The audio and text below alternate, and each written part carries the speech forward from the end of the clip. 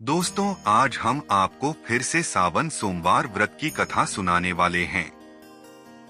कहते हैं कि भगवान भोलेनाथ जी और माता पार्वती जी की इस पावन कथा को पूरे सच्चे मन से सुनने पर मनचाहे फल की प्राप्ति होती है। इस पावन कथा को सुनने वाले मनुष्यों की सभी मनोकामनाएं पूर्ण हो जाती हैं। तो चलिए मित्रों, भगवान भोलेनाथ जी और माता पार्वती जी की इस पावन और बहुत ही दुर्लभ कथा को शुरू करते हैं। मित्रों, अगर आप इस पावन कथा को सुन रहे हैं, तब इस पावन कथा को शुरू से लेकर अंत तक पूरा सुनना होगा। इसलिए इस कथा को आधा अधूरा छोड़कर जाने की गलती ना करें, क्योंकि आधी अधूरी कथा सुनने से पूर्ण फल की प्राप्ति नहीं होती है। और साथ ही साथ कमेंट बॉक्स में हर हर महादेव अवश्य लिखें। मित्रों, किसी समय की बात है, किसी नगर में एक धनवान व्यापारी रहता था। वह भगवान भोलेनाथ जी का परम भक्त था। वह व्यापारी प्रतिदिन सुबह उठकर अपने कार्यों को करने के बाद भगवान भोलेनाथ जी की पूजा अर्चना किए बिना जल तक ग्रहण नहीं करता था। उसका छोटा सा व्यापार था जो बहुत ही अच्छा चल रहा था, इसलिए उसे व्यापार में बहुत लाभ मिल रहा था। साथ ही साथ वह व्यापारी बहुत दयालु था और गरीबों और असहाय की सेवा करने के लिए बिल्कुल तैयार रहता था। ऐसे ही दिन गुजर रहे थे, लेकिन उस व्यापारी की पत्नी उसकी इन्हीं आदतों के कारण उससे बहुत नाराज रहती थी। परंतु उस व्यापारी की पत्नी उसकी भगवान भोलेनाथ जी के प्रति भक्ति भाव को देखकर उससे बहुत प्रेम करती थी। इसलिए उसकी पत्नी कभी भी उसका अपमान नहीं करती थी और साथ ही साथ अपने आस पड़ोस में मजदूरी करके अपनी जरूरत के लिए धन कमा लेती थी, जिससे उसके पूरे परिवार का पालन पोषण अच्छी तरह से हो रहा था। लेकिन एक दिन ऐसा समय आ जाता है कि उसे अचानक से व्यापार में हानि होने लगती है। इसलिए उसको भयानक गरीबी का सामना करना पड़ जाता है, जिसके कारण वह व्यापारी बहुत ही दुखी रहने लग जाता है, क्योंकि अब तो वह अपने घर की आवश्यक सामग्री की पूर्ति भी नहीं कर पा रहा था, जिससे उसकी पत्नी भी बहुत ही दुखी रहने लगी। ऐसे ही दिन बीत रहे थे। फिर सावन का महीना आ गया। उस नगर में एक नदी थी। अब तो वह व्यापारी प्रतिदिन की तरह सुबह उठकर अपने नित्य कार्यों को करने के बाद उस नदी में स्नान करने के लिए नदी की तरफ चला जाता था। उस दिन भी वह व्यापारी सुबह उठकर अपने सभी नित्य कार्यों को करने के बाद उस नदी की तरफ जा ही रहा था कि तभी संयोगवश उसी रास्ते से भगवान भोलेनाथ जी और माता पार्वती जी कहीं जा रहे थे। तभी अचानक से पार्वती जी उस व्यापारी को देख लेती हैं। आज वह व्यापारी सावन सोमवार के व्रत को लेकर बिल्कुल भी प्रसन्न नहीं था, जितना वह व्यापारी पहले हुआ करता था। लेकिन माता पार्वती जी को यह बात समझने में बिल्कुल भी देर नहीं लगी कि वह व्यापारी किस कारण से इतना दुखी है।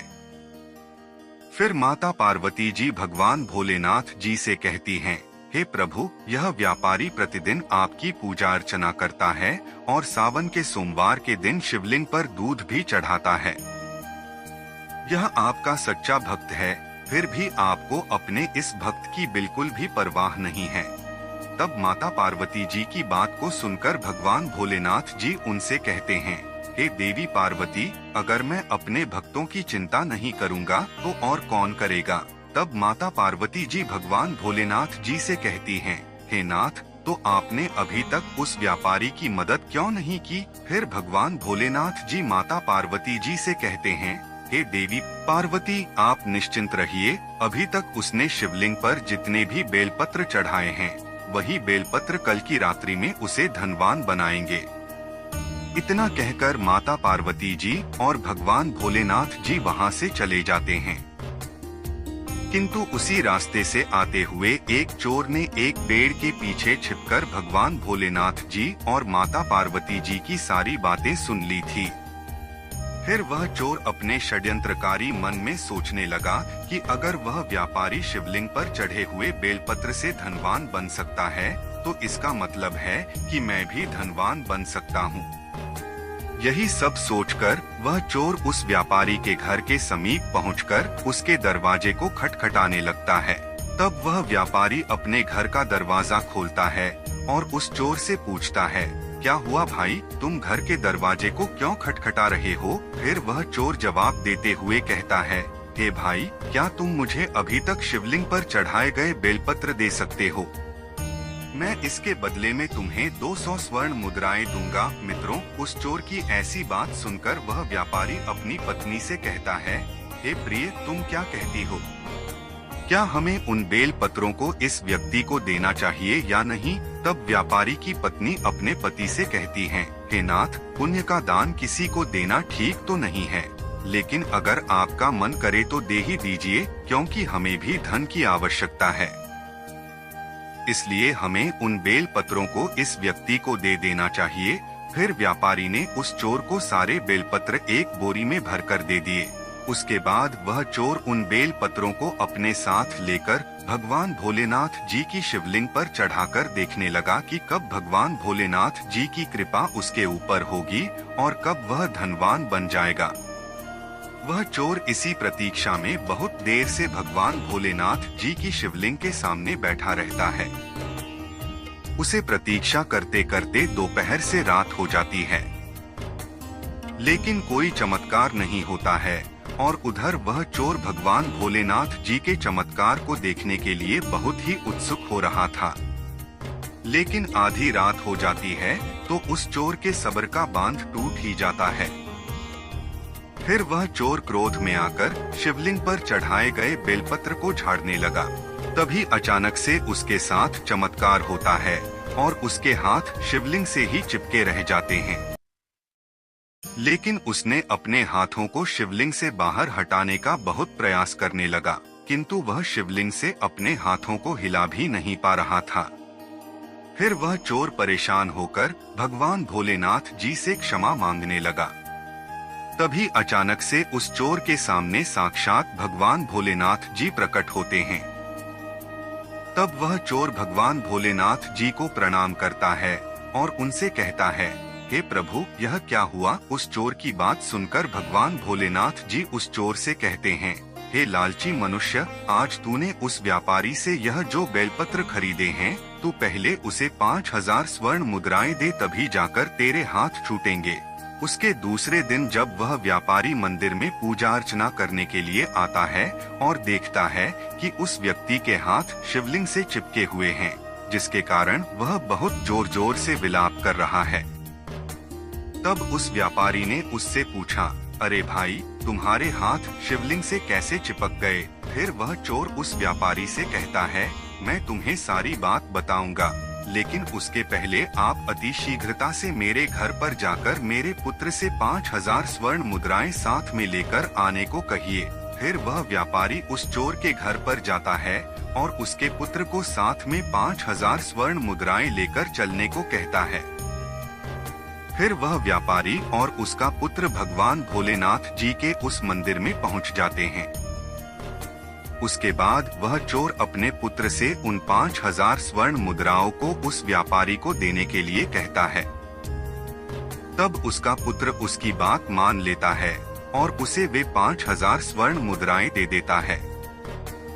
तभी अचानक से उस चोर के चिपके हुए हाथ भगवान भोलेनाथ जी की शिवलिंग से छूट जाते हैं और वह चोर उस व्यापारी को सारी बात बता देता है।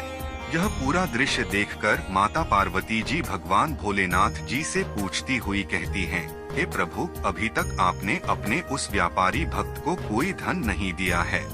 माता पार्वती जी की बात सुनकर भगवान भोलेनाथ जी माता पार्वती जी से कहते हैं, हे देवी पार्वती, मेरे पास कहाँ धन है जो मैं उसे दूंगा, लेकिन अब मेरा भक्त गरीब भी नहीं है।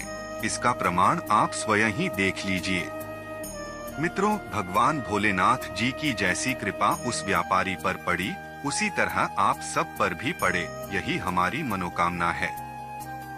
मित्रों, चलिए अब हम आपको सावन सोमवार व्रत की दूसरी कथा सुनाते हैं, क्योंकि कहा जाता है कि इस कथा को सुनने से ही व्रतधारी का व्रत पूरा माना जाता है। मित्रों, एक बार माता पार्वती जी भगवान भोलेनाथ जी को अपने पति के रूप में प्राप्त करने के लिए घोर तपस्या कर रही थी। माता पार्वती जी की घोर तपस्या को देखकर समस्त देवता भगवान भोलेनाथ जी के पास पहुँचे और उनसे माता पार्वती जी की मनोकामना को पूर्ण करने के लिए प्रार्थना करने लगे। तब भगवान भोलेनाथ जी ने माता पार्वती जी के पास उनकी परीक्षा लेने के लिए सप्त ऋषियों को भेज दिया। भगवान भोलेनाथ जी की आराधना करने में लीन थी। उस दिन सावन का महीना प्रारंभ हो गया था और उस दिन माता पार्वती जी उसी वृक्ष के नीचे एक शिवलिंग का निर्माण करके व्रत कर रही थीं। माता पार्वती जी रात भर भगवान भोलेनाथ जी की स्तुति नमः शिवाय नमः शिवाय नमः शिवाय का जाप करती रहीं।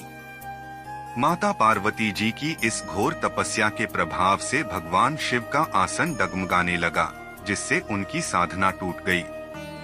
तभी अचानक से भगवान भोलेनाथ जी माता पार्वती जी के समक्ष प्रकट हुए और उनसे कहा, हे देवी पार्वती, मैं तुम्हारी तपस्या से बहुत ही प्रसन्न हूँ। मांगो, तुम्हें जो वर चाहिए उसे मांगो। तब माता पार्वती जी भगवान भोलेनाथ जी से कहती हैं, हे प्रभु, मैंने आपको सच्चे हृदय से अपने पति के रूप में वर्ण कर लिया है और यदि आप सच में मेरी तपस्या से प्रसन्न होकर मेरे समक्ष पधारे हैं तो आप मुझे अपनी अर्धांगिनी के रूप में स्वीकार कर लीजिए। माता पार्वती जी की बात सुनकर भगवान भोलेनाथ जी माता पार्वती जी से कहते हैं, हे देवी पार्वती, क्या तुम मेरे साथ खुश रह पाओगी? तब माता पार्वती जी भगवान भोलेनाथ जी से कहती हैं, हे प्रभु, मैंने बचपन में ही आपको अपना पति मान लिया था। मैं जानती हूँ कि मुझे अवश्य ही आपको अपने पति रूप में पाने का सौभाग्य प्राप्त होगा, इसलिए आप कृपया करके मुझे अपनी पत्नी के रूप में स्वीकार कर लीजिए। मित्रों, माता पार्वती जी के प्रेम और विश्वास की तपस्या की जीत होती है और भगवान भोलेनाथ जी माता पार्वती जी को मनवांछित वर देकर अंतर्ध्यान हो जाते हैं। ठीक उसी समय पर्वतराज हिमालय अपने सैनिकों के साथ माता पार्वती जी को खोजते खोजते वहां पहुंच जाते हैं और अपनी पुत्री से कहते हैं, हे पुत्री, तुम्हारी इतनी कठोर तपस्या करने का क्या कारण है? मुझे तुम्हारी ऐसी दशा देखकर बहुत दुख हो रहा है, इसलिए तुम अभी मेरे साथ महल वापस चलो। मुझसे तुम्हारी यह दशा देखी नहीं जा रही है। तब माता पार्वती जी अपने पिता से कहती हैं, पिताजी, मैंने अपने जीवन का अधिकांश समय कठोर तपस्या में ही बिताया है और मेरी इस तपस्या का उद्देश्य केवल यही था कि मैं भगवान भोलेनाथ जी को अपने पति के रूप में पाना चाहती थी। आज मेरी वर्ष की तपस्या पूरी हुई है, क्योंकि आपने मेरा विवाह भगवान विष्णु जी से करने का निर्णय लिया था।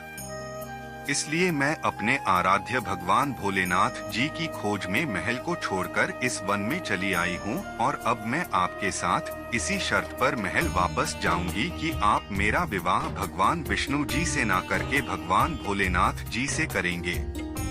मित्रों, माता पार्वती जी के दृढ़ संकल्प को देखकर पर्वतराज हिमालय उनकी बात मान लेते हैं और फिर माता पार्वती जी को अपने साथ महल ले आते हैं।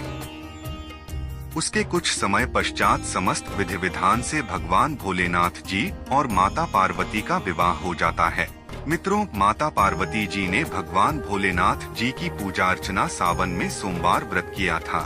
उसी के फलस्वरूप उनका विवाह हो सका था, क्योंकि उस दिन से सावन में सोमवार का व्रत शुरू हो गया। मित्रों, शास्त्रों में भी ऐसा कहा गया है कि जो भी विवाहित स्त्री और कुंवारी कन्याएं सावन सोमवार के दिन इस व्रत को करती हैं, उन्हें भगवान भोलेनाथ और माता पार्वती मनवांछित फल प्रदान करते हैं। इसलिए अच्छे वर की इच्छा रखने वाली सभी युवतियों को सावन में सोमवार व्रत पूरी निष्ठा और आस्था से करना चाहिए। मित्रों, आपको यह वीडियो कैसी लगी, हमें कमेंट करके अवश्य बताइएगा। और अगर आप सभी लोगों ने अभी तक हमारे चैनल को सब्सक्राइब नहीं किया है, तो ऐसी ही ज्ञानवर्धक कहानियों के लिए आप सभी लोग हमारे चैनल को भी सब्सक्राइब करें। साथ ही साथ कमेंट में हर हर महादेव, नमः शिवाय लिखना ना भूलें।